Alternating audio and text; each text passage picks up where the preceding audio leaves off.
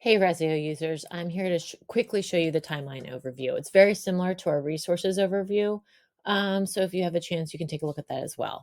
But this is focusing on timeline. So you want to go into your company overview, you go down to the timeline, and that way you can have a chance to discover, how to use a timeline to manage all of your project schedules in one place. You'll learn how to navigate the interface, adjust date ranges, view phases, and update schedules to keep your projects on track.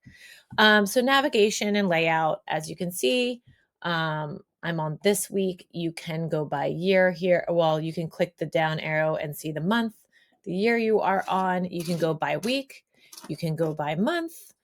And then if you hit today, you can, it'll bring you back to make sure it's highlighted here.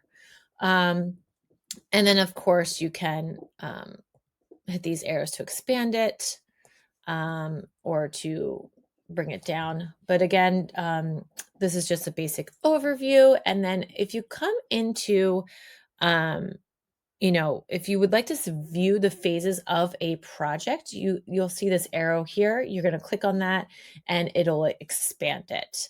So that's something that's really important as well.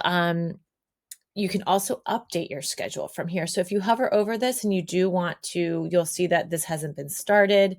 If you go to something else, you can see that there's a lot of projects that are in progress. It'll say up here in the top right-hand corner, and then you can actually go ahead and edit the task from the schedule. So it'll bring you back into your schedule. I hope you found this helpful. If you have any specific questions, please reach out to your customer success coach or support in general, and appreciate you watching.